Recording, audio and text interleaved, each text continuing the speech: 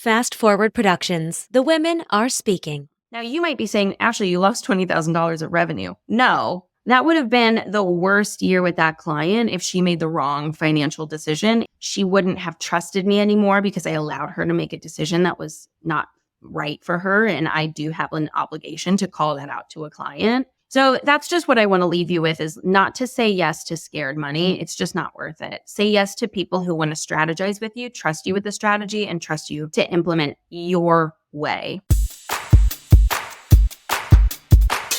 Hi guys, and welcome back to another episode of The Unfiltered Entrepreneur.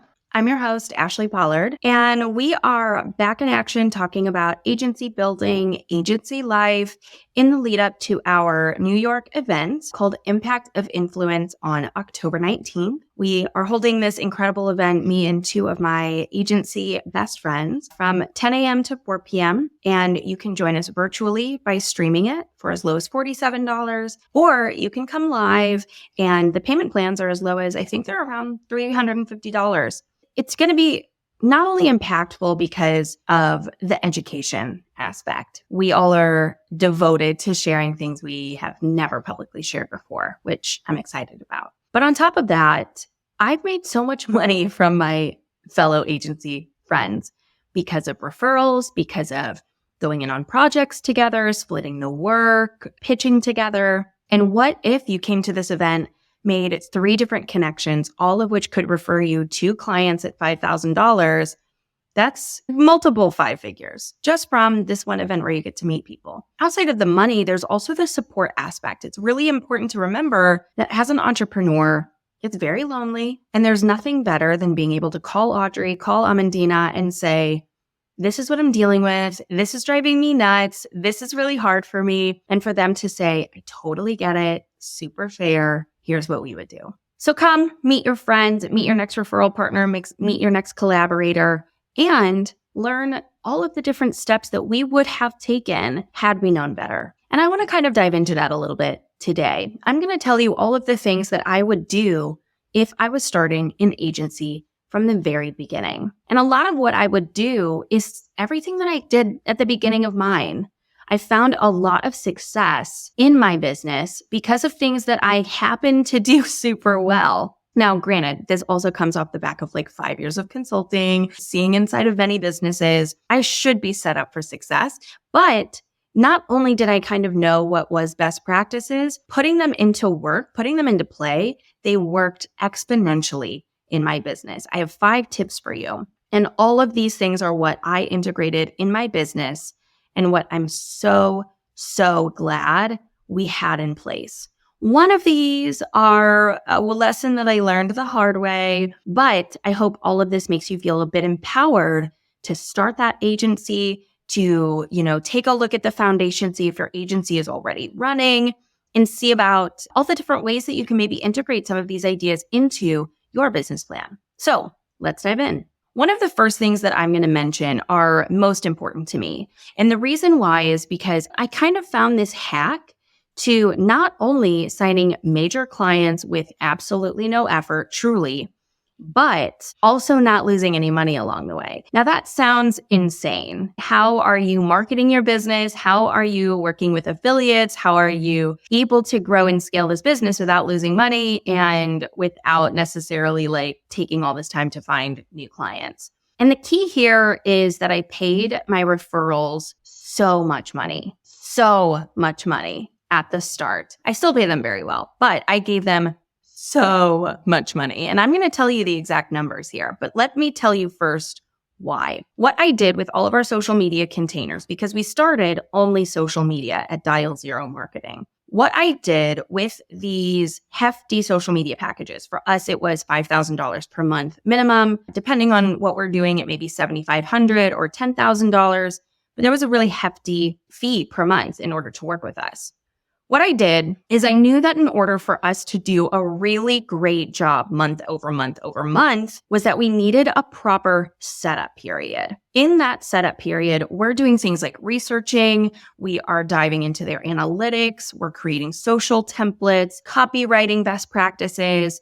We are really aligning on shared goals, KPIs, and strategizing our 3 to 6 month plan to activate against it. In that first month of work together, not only have we found that to be such an essential kickoff to the program, but we actually did that first month of work for free. And the reason we did that for free is because if a referral sent people our way, we gave them the first month of payment. Now, some people may say that's absolutely insane that you would pay a referral $5,000, sometimes as low as $2,500, but $2,500 is still a stupid amount of money, especially when sometimes referrals get $100, $200. To me, there were a few things that I wanted to do there. One, we won big time by having that prep month. We were really able to create our better processes. We used that month more for our internal systems than for that client-facing moment. It really helped the client feel seen and heard and validated so that when we kicked off together, our edits process was super clean. I'm going to touch on that later. But I found that that month was very important to me in starting the agency and that I really wanted that setup month. That was very, very important to me and will remain important to me. Again, I'll get to it later. Now, with that setup month, we were charging $5,000 per month, $2,500 per month, $75, whatever our monthly payment was. There were times that maybe we would do a discount because we'd only need 2 weeks or 3 weeks or whatever it was. But that setup period, we did do typically for the full month. So in that full month of payment, in that first full month of work that we did in that prep month, whoever sent that client our way got all of that prep payment. Whether it's 2 weeks of work, 3 weeks of work, a month, they got the full payment. Now, the reason that I did this were for many reasons. One, I needed clients, and running multiple businesses, I don't have the time, and I definitely, Aries energy, don't have the patience to wait and wait and wait for good clients. I want to go and close a deal immediately. I knew that I wanted to open doors and I wanted to flood our company with so much work that we would really be inundated. I prepped the team, like we're going to be in the trenches for quite some time. But this is what I'm committing to, and I need you guys to be on board. And they were, which was great. We also had a rest period after that, the whole thing. I could make a whole podcast episode about that, which maybe I will. My point is, I needed that time. I needed that time to prep, and I needed to not be marketing. So what I did is I reached out to people that I knew were connected.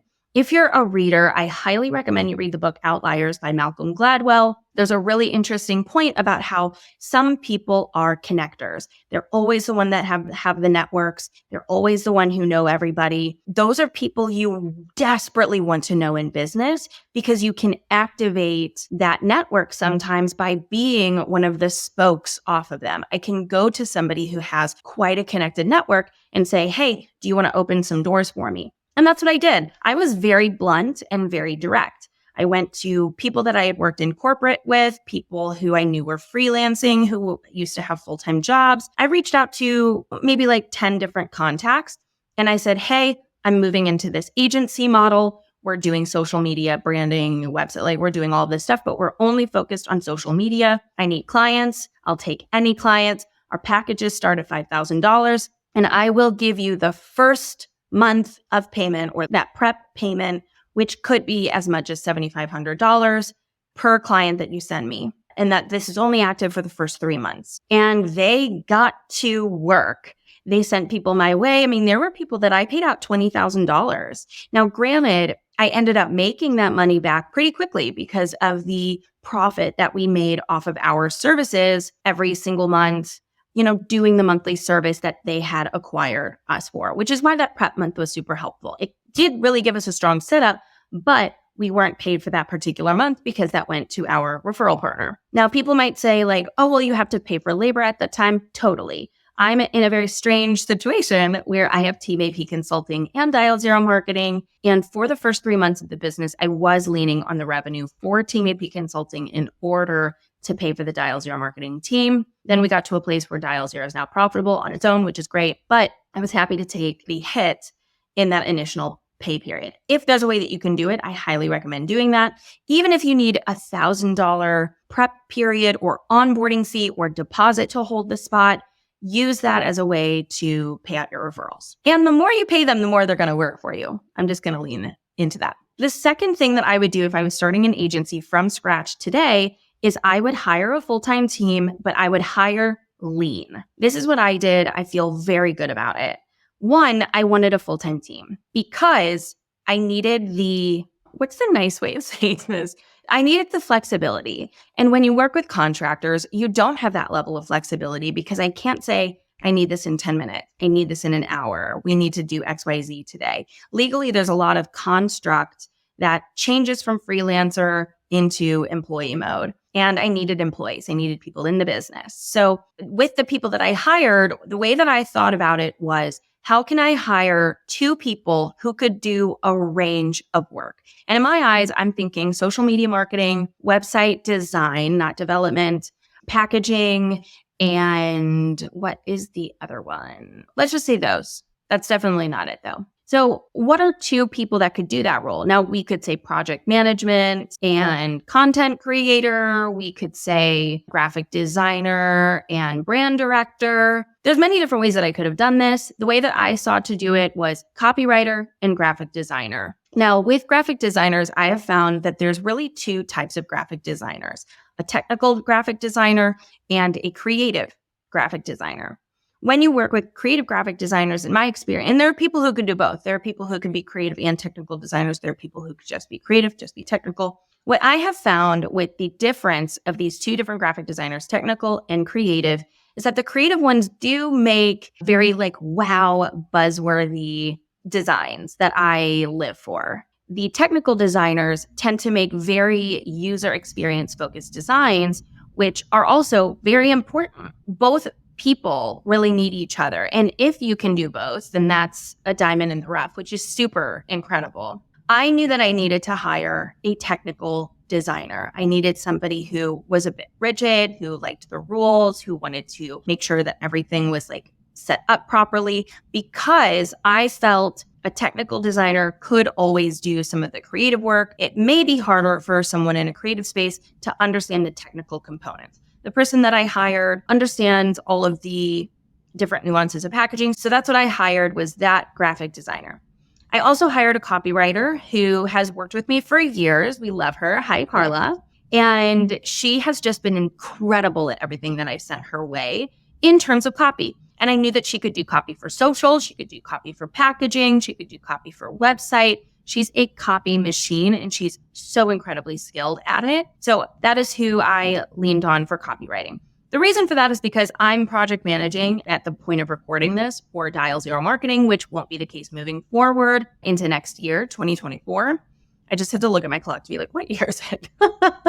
So I won't be project managing next year, but that is something that I could do. And we do have a VA who supports the team with different menial tasks and also engagement, scheduling, posting, different back-end things for us. So that was something I was willing to contract. What I do, I'm willing to take on. It wasn't substantial. The team does a really great job of interfacing with the client and making sure deliverables are met without very much oversight, which I very much appreciate. So that lean full-time team was super important to me. As we grow and expand, I do think that we will bring on what I'm calling a senior graphic designer who is going to have that more creative mind. They are going to be a contractor.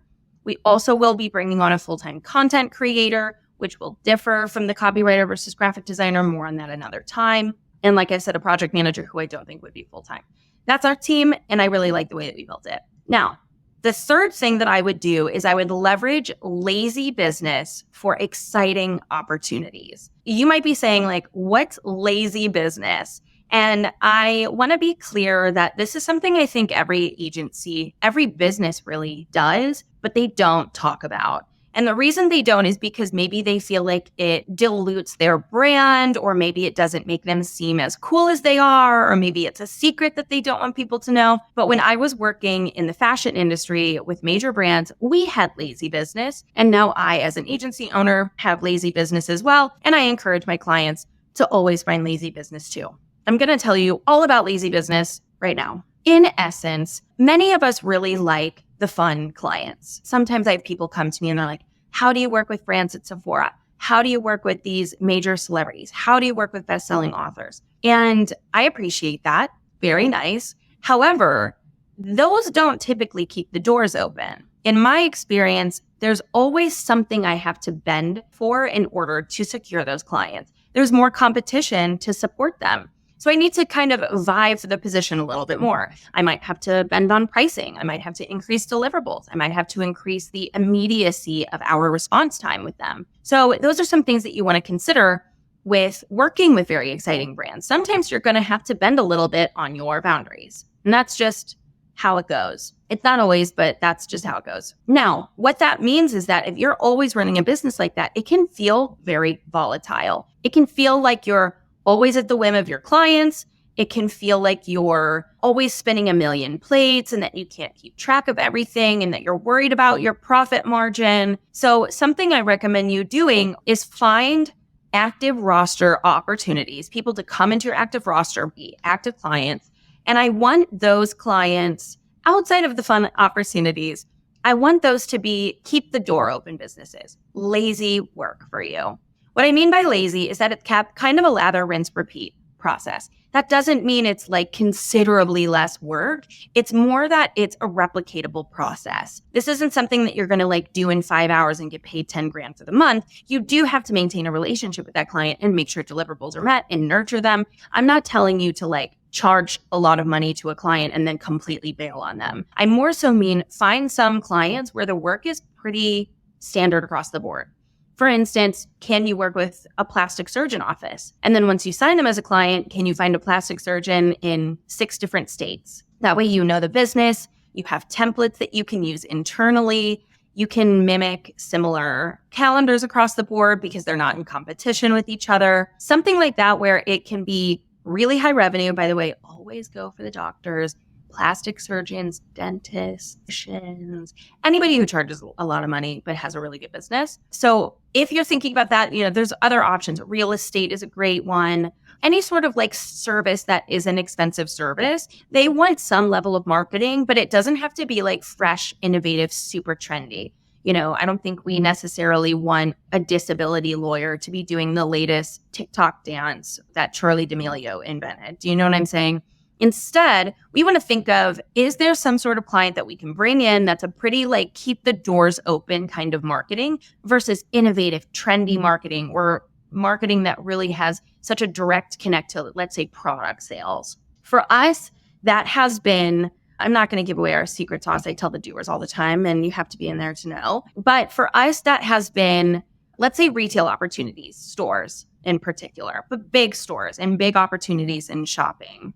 Places that really want to make sure that they increase foot traffic and that their events are widely discussed, but aren't necessarily, banking on their social media being the number one driver to their website. It's more so something that they need in their business. This has been super helpful because we know that the doors are open because of these high-paying accounts with work that for us is definitely boring, but very easy to replicate, very easy to turn into a templated model that we can follow every month. Really, anybody could do it.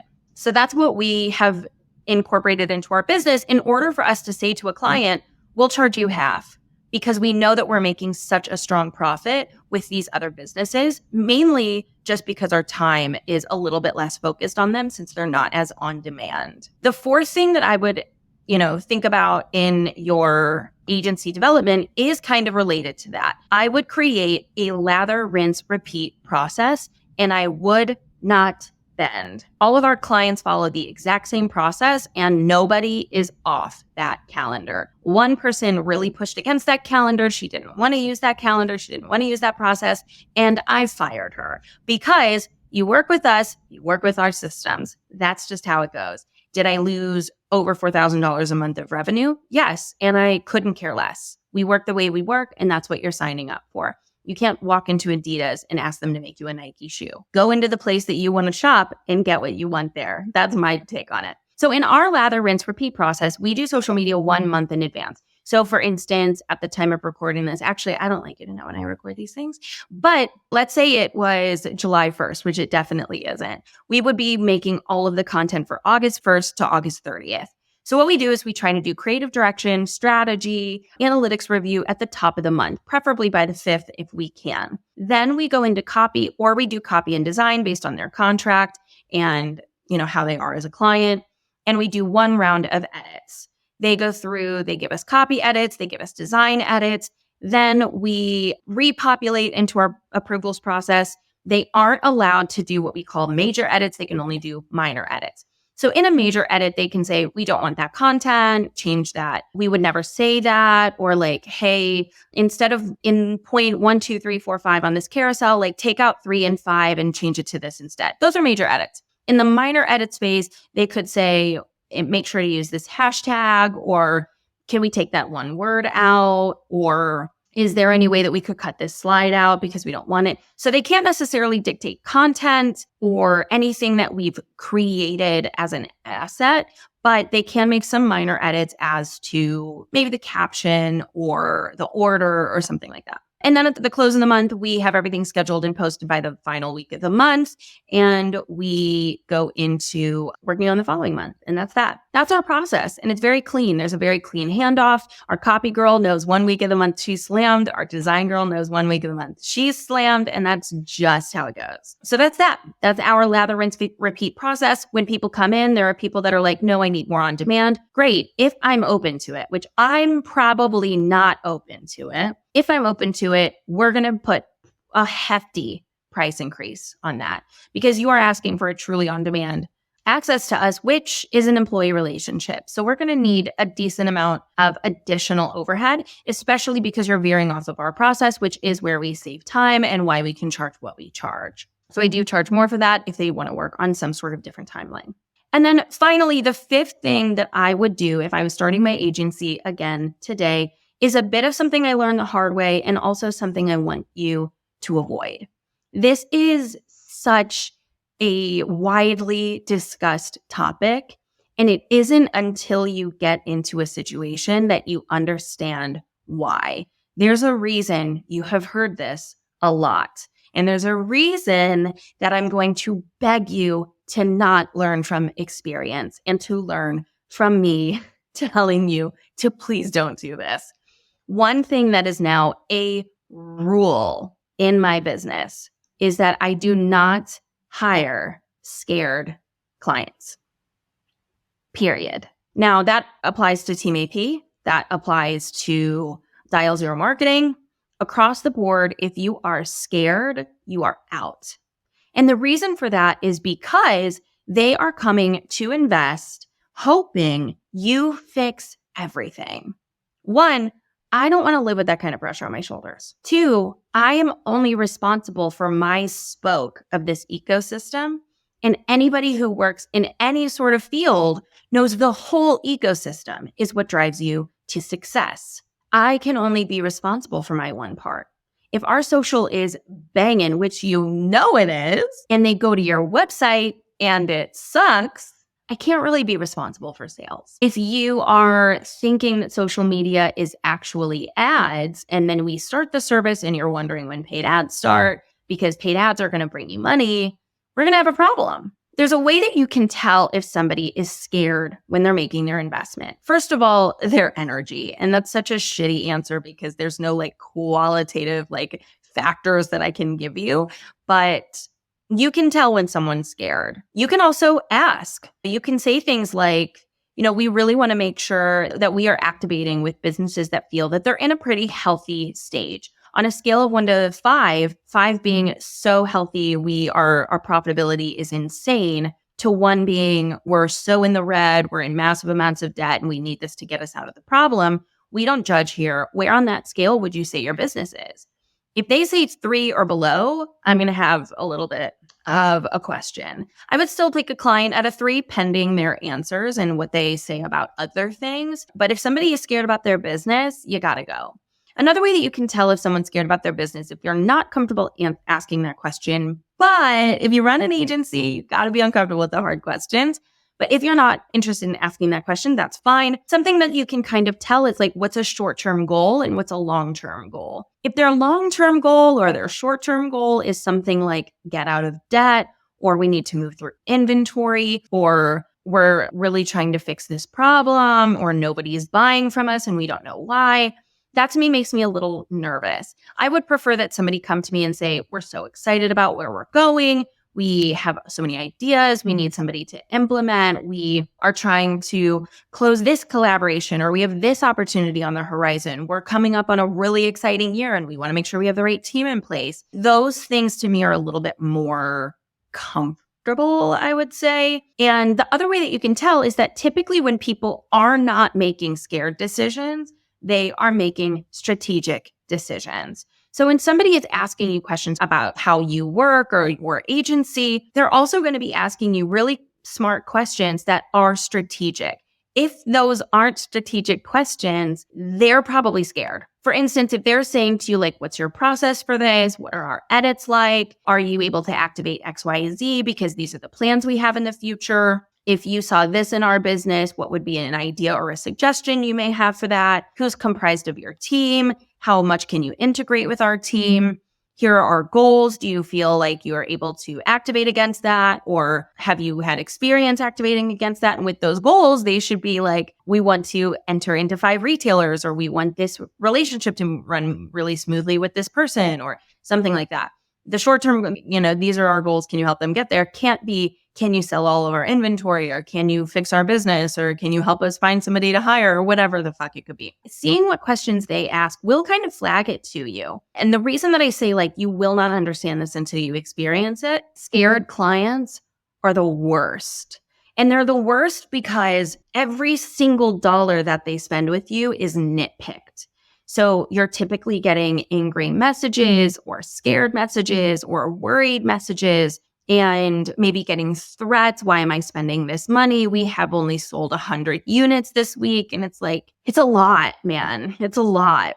Now, some people might be okay with taking on people and fixing those problems. To each their own. I would rather have a little bit less of a high pressure business, and I'd rather do what we're allowed to do. The other thing is, like I said, if I'm not working with your other teams, I can't promise results. I can't promise that we'll be killing it for you. So that's something to kind of consider. The other thing with scared clients is that oftentimes there is one small thing that needs fixed, and the second it's fixed, they don't need your service anymore. And then there becomes like a really hostile, how do we get out of this conversation? For instance, there was somebody who came to me and said, I need to sign up for the roundtable next year because I'm drowning.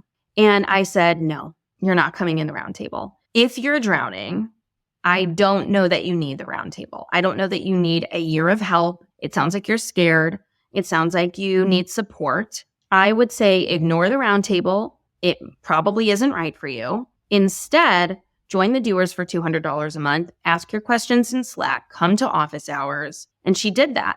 She also was able to book a call with me for relatively inexpensive, and came inside the doers, came to office hours, asked questions in Slack, booked me for a call, and got to a place where she felt really capable. I feel really good about where I'm going. I feel really good about where I'm at. And here she almost invested this $20,000 into the roundtable, which is the painful price in 2023, to work with me for a year when she really didn't have that big of a problem. She had a scary problem, but she didn't have a big problem. Now, you might be saying, Ashley, you lost $20,000 of revenue. No, that would have been the worst year with that client if she made the wrong financial decision. It would have impacted her long term because she may have thought, oh my gosh, I made the wrong decision. Am I going to make the wrong decision again? She wouldn't have trusted me anymore because I allowed her to make a decision that was not right for her. And I do have an obligation to call that out to a client. So that's just what I want to leave you with, is not to say yes to scared money. It's just not worth it. Say yes to people who want to strategize with you, trust you with the strategy, and trust you to implement your way. This is what I would do if I was starting an agency from scratch today. If you want to hear even more of these details, even more of these tips, and some tips that I have never shared publicly, come see us in New York. We are also going to be live streaming on October 19th. Prices are $47 to live stream. Prices to come in person are $750. We have a payment plan of 2. It's going to be an incredible event. We're really making it an intimate live event for those coming live. You will have an opportunity to get to know every single person at that event. We do not have any interest in having 100 people live. We want a small group that all of us can get to know. All of you can get to know each other. We have really fun surprises. And if you want to do the live with the VIP option, you also get to stay extra for a little mini mind moment with each of us where you will get one-on-one time with every single person hosting. You also will be able to come to dinner with the group at large. I think there's 6 of us so far on us at a really nice restaurant where we're going to have a really great celebration and discussion of business and get to know each other even better. So I'd love to have you there. I'd love to support your agency, even from afar. So let me know in the DMs if you're coming. I can't wait to see you and hug you in person, and I will talk to you soon.